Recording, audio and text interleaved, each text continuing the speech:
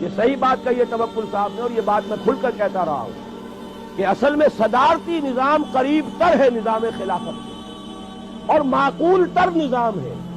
یہ پارلیمانی نظام تو ہم در حقیقت انگریز کی ایک وراثت کے طور پر لے کر چل رہے ہیں، جیسے کیپ ٹو دی لیفٹ یہ انگریز کی چال ہے اور وہ بے ڈھنگی ہم بھی چل رہے ہیں۔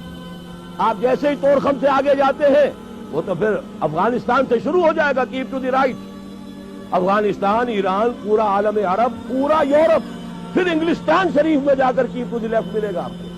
تو یہ ساری در حقیقت انگریزوں کی لعنتیں ہیں کہ جو ہم نے ابھی تک سینے سے لگا رکھی ہیں۔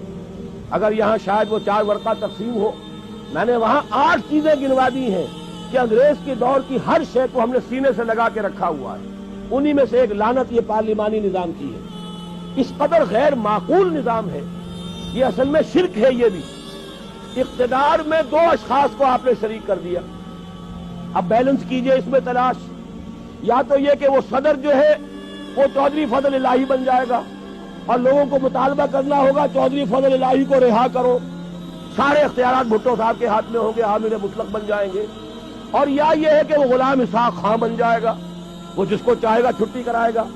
کوئی ممکن ہی نہیں، کوئی ایکویشن ممکن نہیں۔ یہ ان کی اس لیے ضرورت ہے کہ انہیں اپنے بادشاہ کو یا اپنی ملکہ کو سر پر بٹھائے رکھنا ہے۔ وہ بڑی روایت پسند قوم ہے، اور میں تو یہ کہا کرتا ہوں بکنگھم پیلس ہو یا ونسٹر پیلس ہو، یہ ہیومن زوز ہیں، یہ چڑیا گھر لگا رکھے انہوں نے، اور کرائے لیتے باقاعدہ ٹھہر کرنے والوں سے، اس سے کمائی کرتے ہیں۔ جیسے کہ آپ چڑیا گھر میں جاتے ٹکٹ خریدتے ہیں، ایسے ہی آپ ان جگہوں پر جائیے ٹکٹ خریدیے، لیکن انہوں نے اپنے ہاں وہ چڑیا گھر جو ہے قائم کر رکھے ہیں۔ ہمیں ضرورت کیا ہے؟ یہاں تو در حقیقت خلافت کے نظام سے قریب تر خلیفہ کا انتخاب ہو براہ راست ڈائریکٹ ووٹ سے۔ اگر ہماری آبادی 12 کروڑ ہے اور اس میں اگر 4-5 کروڑ ووٹر ہیں، ان کی رائے جو ہے، اور جب پورے ملک میں ایک شخص کے بارے میں رائے دی جائے گی تو واقعہ یہ ہے جو کہا جاتا ہے کہ ہمارے ہاں صدارتی نظام بھی کامیاب ہو گیا، ناکام ہو گیا، اس سے بڑا جھوٹ کوئی نہیں۔ صدارتی نظام یہ آیا کب ہے؟ یہاں تو آیا ہے یا تو وہ پوسٹ مارشل لا، وہ یا یہ کہ وہ انڈائریکٹ الیکشن کے ذریعے سے کیا تھا، تو صدارتی نظام حقیقت میں ہمارے ہاں نہیں آیا، اور واقعہ یہ ہے کہ صدارتی نظام قریب تر ہے۔ بہرحال پہلی بات یہ ہے، اس صدارتی نظام کو جو نظام خلافت بنائے گی شے وہ کیا ہے؟ کتاب و سنت کی ٹوٹل بالادستی۔ کوئی شے بھی کتاب و سنت سے مستثنا ہو گئی، اب وہ خلافت نہیں رہی، جو چاہے اس کا نام رکھے، چونچو کا مربع کہیں، اسے جو کہے، اسلام اور کفر کی آمیزش ہو گئی۔ اسلام تو ہے ادخلوا فی السلم کافہ، پوری زندگی میں اطاعت کاملہ۔ آپ اگر ایگزمپشن کریں گے، جیسے صدر ضیاء الحق صاحب نے شریعت کوڈ بنائی، 4 ایگزمپشن ہو گئے، دستور پاکستان شریعت کوڈ کے دائرے سے باہر، آئلی قوانین شریعت کوڈ کے دائرے سے باہر، مالی قوانین شریعت کوڈ کے دائرے سے باہر، اور یہ جو ہمارے ہاں کے جوڈیشل لاز ہیں وہ شریعت کوڈ کے دائرے سے باہر۔ تو شریعت کوڈ کیا کر رہی تھی؟ ایکسرسائز ان فیوٹیلٹی، وقت ضائع ہو رہا ہے۔ 4 چیزیں تو آپ نے خارج کر دی، تو رہ کیا گیا؟ سوائے اس کے کہ ایک دکھاوا ہے، دنیا کو دکھاوے کے لیے اور دھوکہ دینے کے لیے اتنا بڑا نام رکھ دیا۔ پھر وہ شریعت کوڈ کا لیول جو ہے کم رکھا، جب چاہے اس کے آپ چیف جسٹس کو ہٹا دیں۔